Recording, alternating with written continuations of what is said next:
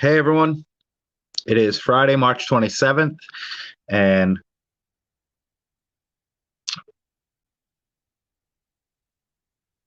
I'm getting some echo here. Sorry for that. I'm gonna have to mute this. Hey, there we go. Now I'm not getting overlap. So today I want to dive right into it, not take too much of your time. It's Friday, by the way. So please remember to do your attendance and yeah, that's about it. I read your responses yesterday, so thanks for sharing out. Looks like everyone's in a okay to good place. So just want to remind you, always shoot out. Send me an email if you need someone to kind of just vent to. Let me know what's going on. But for the most part, I think we're in as good a place we can be. But just letting you know that I'm here for you. We're going through this one day at a time, one step at a time. That's it. But the overall consensus is that a lot of us are, adapting to this online classroom. I definitely am. I'm working on getting my lessons better. To be honest, I don't know what the future holds. I don't know if we'll be back. I hope we're back. I want to get back at least to see you guys before the end of the school year. But I don't know if that's going to happen or not. But one day at a time, one foot at a time. So with no further ado, today, if you've been paying attention to the lessons all week, we've been looking at quadratic functions, parabolas, their key features, things we did before break. You started this week with standard form. I'll clean this up next week, okay? So, but the more you hear it, the more you'll be accustomed to it. So this week you started with standard form, identifying A, B, and C, using some formulas to identify key features. And then the rest of this week, we kind of put that to the side and explored first some graphing technology using Desmos to graph parabolas, to make tables of values, and particularly to make, I like to call them, what just happened here, offsprings of, okay, well, hit my laptop and everything kind of went to heck for a second. I like to call them offsprings, the children of their parents. So basically what I'm getting at is transforming parent functions so we can have a multiplier effect. Let me see if I can bring this up really quick here. Give me a second. Let me do my little screen here. Let me pull back this slide right here for a moment. All right. So what you're looking at is a transformation of the parent function, basically meaning all that means is we can multiply, we can add a term inside or not, and we can put a term outside or not. And again, I'm not going to redo yesterday's lesson, but these effects change the parent parabola. So the multiplier makes the parabola look wider or narrower. How does it make it look wider? Hopefully you're thinking to yourself, if the multiplier is a value between 0 and 1, how does it look narrower? Well, if the value is greater than 1. You might be asking yourself, well, Mr. Ellis, what if it's exactly 1? That's my question to you. What if you multiply exactly by 1? And if you're not sure, check desmos.com, all right? Type in the parent function, and then underneath it, multiply it by 1. And then maybe you'll have an aha moment. So I'm not going to answer that if you're not sure. If you thought that, you're thinking mathematically awesome. One last piece about that multiplier. What if it's negative? You're right. I heard you out there. You know that the parabola will now open down versus opening up like a letter U. So all important things about the multiplier. And if it's invisible, it is a 1. The terms inside, shift it left, right, inside, opposite, okay? To shift it left, you're actually going to have a plus number. To shift it right, you're actually going to have minus a number. And that's about that. That's about it. So just be careful with your inside effect, opposite of your intuition, all right? And then lastly, the term outside shifts the entire parabola up or down, up if it's plus, down if it's minus. And the nice part there is follow your intuition, all right? For the up and down effect, just up is add, down is minus. So that was where we looked at. That's my brief review. probably said it way too many times this week. I'm still, again, I apologize. I'm getting accustomed to this teaching, and I'm not sure where everyone's 100% at. If someone's missed a lesson or they're diving in today and they haven't, well, you need to go back, all right? You need to go back so that you're caught up. But that's really the where we've been. So, whoa, Facebook, hello. I'm going to go back now. And today I just wanted to work a couple practice problems with you. All right. I'm going to try to go through this as quickly but coherently and thoroughly as possible. And then you're going to have a sheet that's almost identical to this. Okay. And you're going to either snap a picture, not Snapchat, but just take a picture with your phone, email me that, or upload it to Google Classroom as you've been doing really well. If you can print it out, feel free to. It is not required to print it out. You can write these questions on scrap paper, on line paper, on computer paper, on any type of paper you got, and then just take a picture of that. All right. If you happen to have a tablet and you want to do it digitally, a couple of you have emailed me that way. That's totally cool too. All right. I'm flexible. I'm working with you guys. Let me know how I can help you best help yourselves with your education.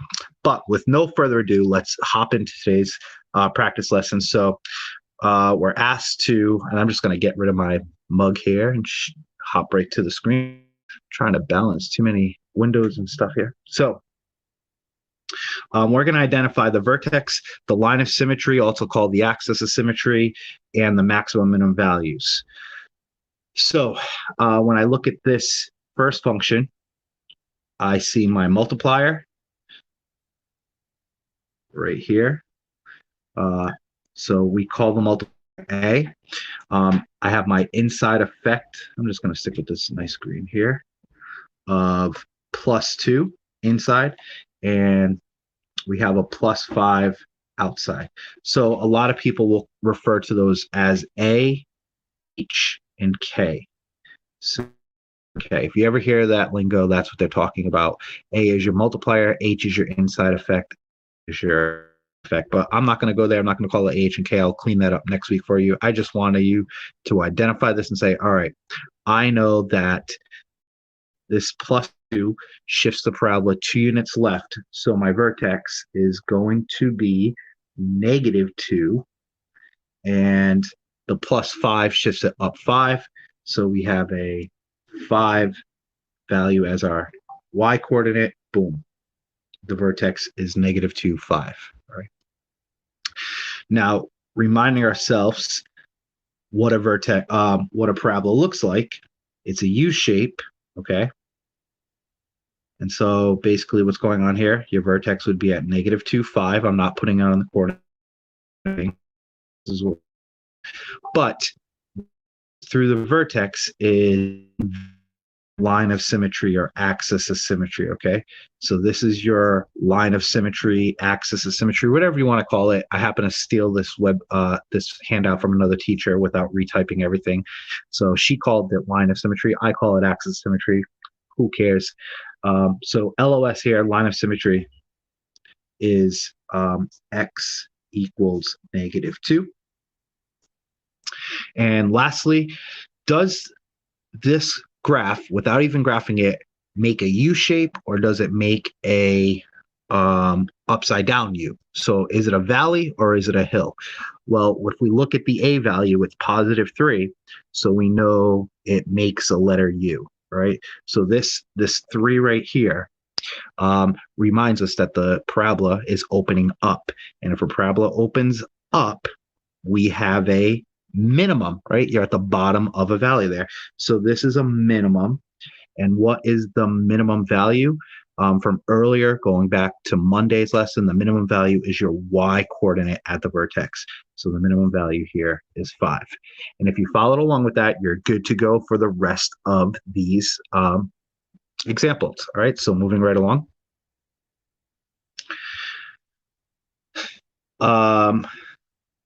Let me just quickly identify. And if you're cool with it, I'm just going to stick with one color, all right, instead of jumping all around. Just takes more time. But we have a multiplier of -1. We have a -1 on the inside and a +3 on the outside.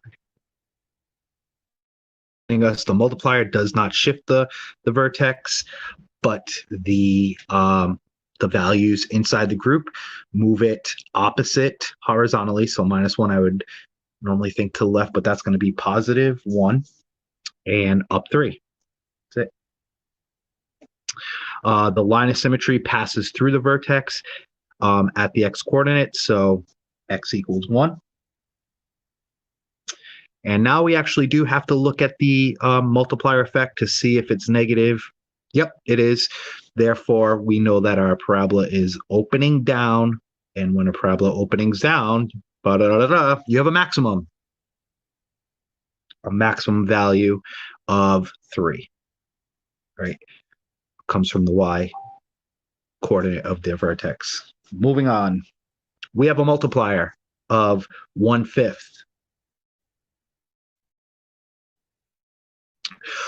Group. Inside our group, we have a +4, which means our vertex is at -4, comma. There is no number being added outside, so it's an invisible 0. Right? So our vertex there is -4, 0. Wonderful. What is our line of symmetry? Passes through the vertex. X equals -4. And lastly, we look back at the multiplier, see that it's a positive number, which means our parabola does open up, which therefore means we have a minimum of 0. Wonderful. All right. And last but not least, I see a multiplier effect. The multiplier is -6. Now, careful here. Do you see a group? Do you see a set of parentheses? Don't overthink this. Obviously, no, there's no set of parentheses. So there is no inside effect, which means there is no shift horizontally. And that -7 is not contained inside a group. It's not in the parentheses. So that's our vertical effect. Minus means it's going down 7. So our vertex 0, -7. Our line of symmetry, x equals 0. And again, we have to look at the multiplier effect. The multiplier is negative, which means that parabola does down, which therefore means we have a maximum value of -7. Right? So that's what you're looking at for part of your homework. You'll are almost to that, just different numbers. All right, they might be in different orders too. So answer them properly. All right, don't follow exactly what we did here. Like say, oh, if that last one was a maximum, then the last one on the homework's got to be a maximum. That's false thinking. All right, you have a maximum or minimum depending on your multiplier, depending on how the parabola opens, and so on and so on. Just pay attention to, if you have a group, a set of parentheses, then you have a horizontal effect opposite of what you think. And lastly, side is your shift upper. My hands all around like a weirdo. All right. I'm in a good mood today. I actually don't know why. I've been in a good mood all week, but today I'm like in an extra funky mood. I got new coffee flavor. It's Peeps marshmallow. It's unbelievable. It's actually, I made it myself. I'm reusing, reducing, recycling. Again, I'm being goofy, but it's like, I think, affecting me in a good way. Anyhow, moving on. All right, so you're going to end your homework questions similar to this. Now we're going to go a little bit further and actually graph some parabolas. All right, so I'm going to hop back on my screen here. I got to fix this so I can see when you see me going like this, I'm like, I have a monitor behind here so I can see what you guys are seeing. Get ready, we're going to graph. Let's make a couple of predictions about the shape and then use line of symmetry for a table of values, okay? So yesterday I kind of structured this that when you are going to actually graph these by hand, again, if you don't have a printer to print this out, if you don't have graph paper, which you probably don't, then just nice and neatly in your notebook, you can create your own little grid. All right, not more than 60 seconds, but it doesn't have to be sloppy. All right, you can sketch a good looking graph in your notes. You're 10th and 11th graders, so you know how to do. You can do quality work. All right, so back on track here. So when I look at this function, f of x equals x plus 3 group or parentheses squared plus 2. Immediately what I do, let me hop back so you guys can see me. Immediately what I do is I say, all right, what are my multipliers? What are my inside effects? What are my outside effects? I have a multiplier of 1. So immediately I know a few things. The graph isn't going to look any narrower. It's not going to look any wider. It's going to actually look identical to the parent. So I'm just going to say the graph is going to be normal. All right. And the multiplier is positive. I run to myself, positive means it's going to open up like the letter U. So it will open up. That's what we're going to do. So there's my first observation. Secondly, all right, now I know where the vertex is going to be. It's going to be 3 units left and 2 units up. And I mentioned yesterday that when you're completing a table of values, you want to put this vertex value in the middle of your table, all right? So -3, +2. Put your vertex right in the middle because, 1, you're going to get a nice looking graph at the end of it. Number 2, because I told you so. End of story. No, seriously. Number 2, by doing that, you can check your work every single time. So if you didn't recall from yesterday or you didn't see yesterday's lesson, check this out. Right now, we're gonna plug in some numbers. Oops, lost my words vertex there. So, what numbers are bigger than -3? -2 and -1. What numbers are less than -3? -4 and -5. And you're gonna substitute those values in for the x value, right? I have a calculator today right here ready to go. So -5 + 3, clear, -5 + 3, enter, -2. I don't know if you can see that. No, you definitely can't see that. Then I need to square it, squared, enter, and then +2, enter, 6. Wow, that was a lot of key steps, right? I could also just type it in exactly as it looks. So parentheses, -5 + 3, close parentheses, squared, +2, enter, gives me the 6. I know you guys can't see it. Or maybe you can. All right. So you can enter it on your scientific calculator, on your phone calculator, straight up. All right. Wonderful. Now I'll do it for -4. -4 + 3 squared +2 gives me 3. All right. I don't need to put in -3. I already know the output's going to be 2. I already have that one, so I'm skipping down to -2. -2 + 3 squared +2 gives me 3. And clear this out. -1 + 3 squared +2 gives me 6. What? No, that's not a coincidence. All right, that's going to happen every single time. When you put your vertex in the middle of your table, you better see symmetry. All right. This 6 and this 6 are symmetrical. That's how you check that your work is right. 3 here, 3 here, symmetrical, same values. If you don't have symmetry, do not move on. Remember when we factored by grouping and I said, if that group doesn't match that group, don't go on. Don't try to force things. Go back and actually check your work. You guys were really good at that. When I say you're like one of the best Algebra 2 classes I've seen it, I mean you are the best Algebra 2. Other years, kids would just go on and say, the groups don't match. I'm just going to write something down and be done. You guys stop. You know something's wrong. You call me over. You look for your mistakes and whatever. So same thing here. When your table of values is not symmetrical, find your mistake. Maybe you have the wrong vertex. Maybe you plugged in numbers wrong. Find your mistake, fix it. But you should definitely have symmetry and you're ready to go. From there, we can proceed in any order we want. The line of symmetry, we know passes. Oh, geez, that's my highlighter. We know the line of symmetry passes through the x value vertex, -3. Vertex 3. We know parabola opens, so we have a minimum value of. Last but not least, why is that not showing up? Okay, there we go. Last but not least, we can go over to the point, -5, 2, 3, 4, 5, up 6, 1, 2, 3, 4, 5, 6. Negative 4, 3. 1, 2, 3, 4, 1, 2, 3. Negative 3, 2. 1, 2, 3, 1, 2. Negative 2, 3. Negative, oops, I messed that up. There we go. Negative 2, 3.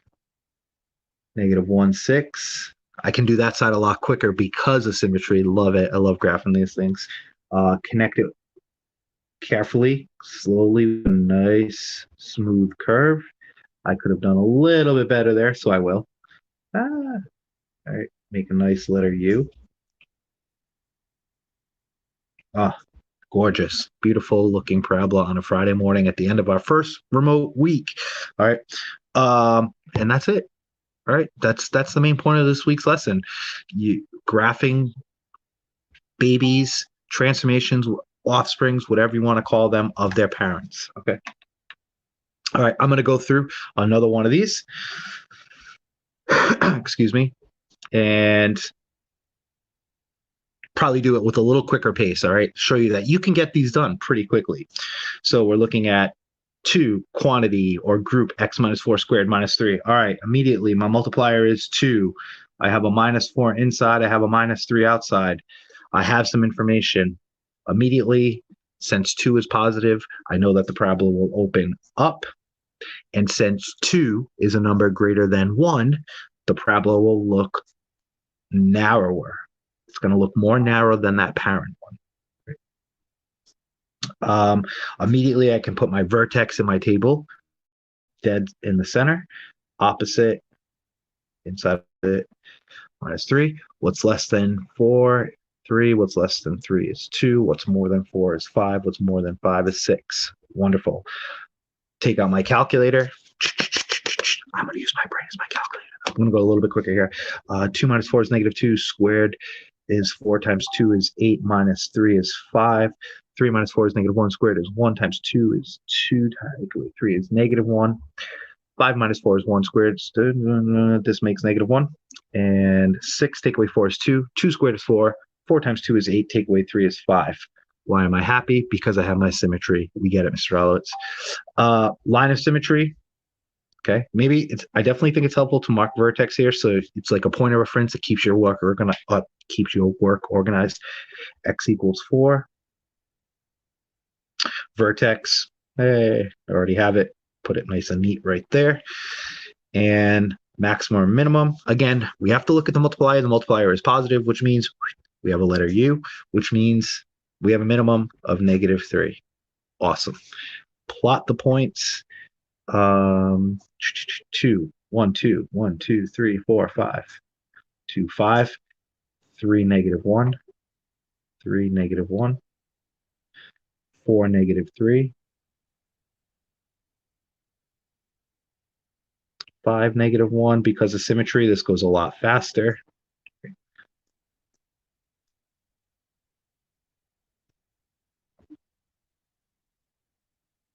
Oh, amazing. I'm so proud of myself. That looks so good. All right. Maybe I should have used blue so it exemplifies itself, but it's amazing. All right. And just kind of scaling back, looking at the big picture here. All right. Notice the blue graph to the left over here. Let me highlight that. All right. Notice this versus this. The blue graph is not as narrow as the black graph. Or in other words, the black graph is narrower. That's what we circled. What is making it narrower? That multiplier of 2. Okay.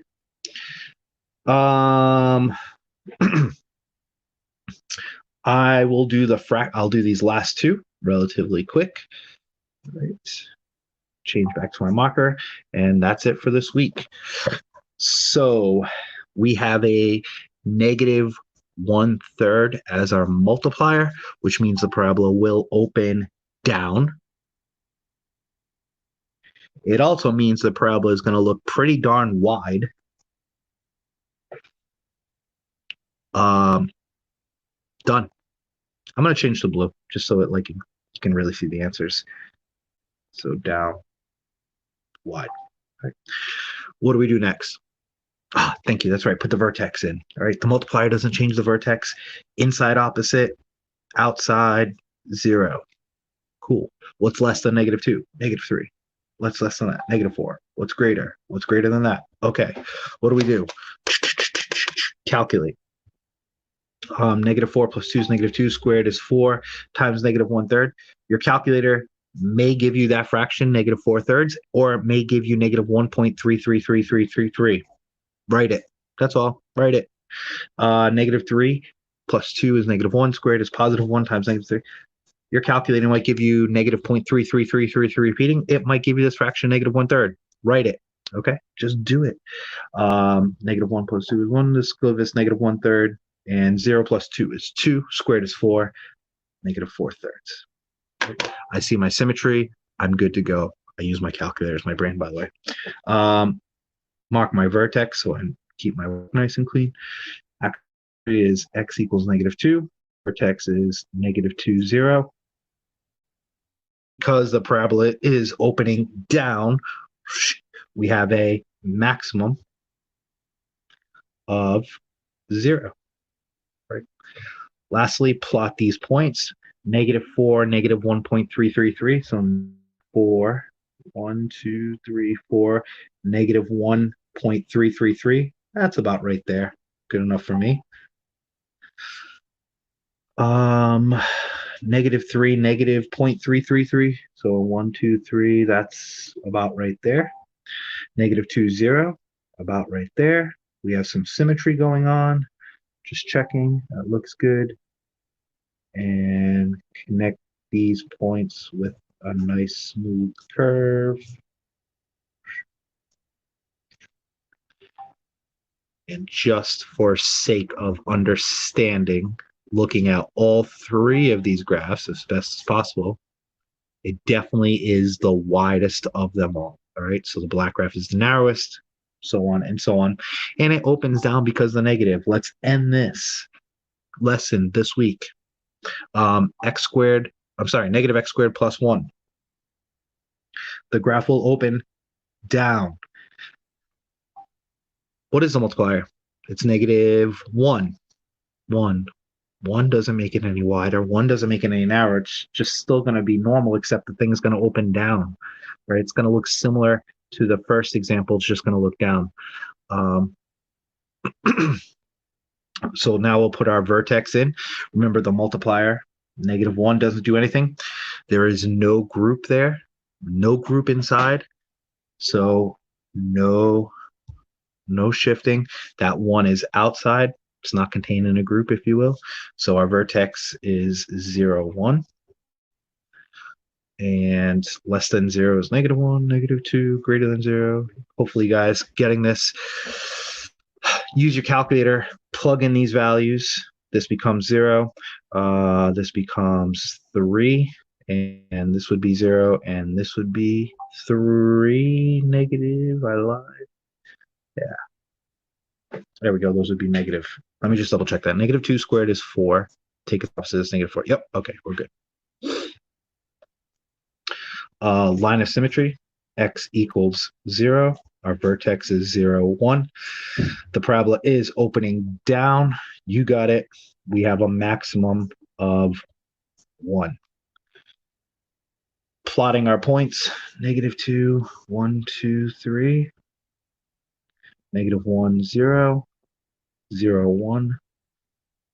Symmetry makes this easy. Carefully do a nice smooth curve. This point's a little bolder. And we are done. All right. So that's our lesson for the week. Again, happy Friday, March 27th. Please send me an email if you're completely struggling.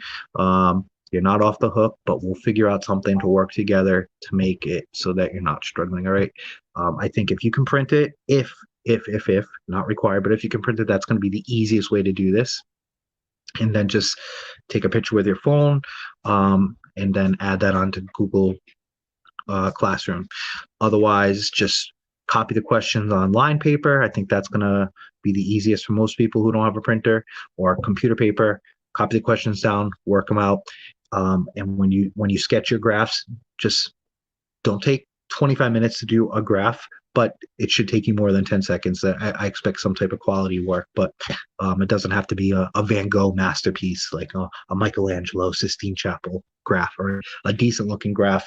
And I'm going to count this as a solid 3 homework assignments, 3. All right. So I really am emphasizing that you do this work. All right. It really, excuse me, highlights the big points of the week. So enjoy your weekend. You know what I'm about to do, right?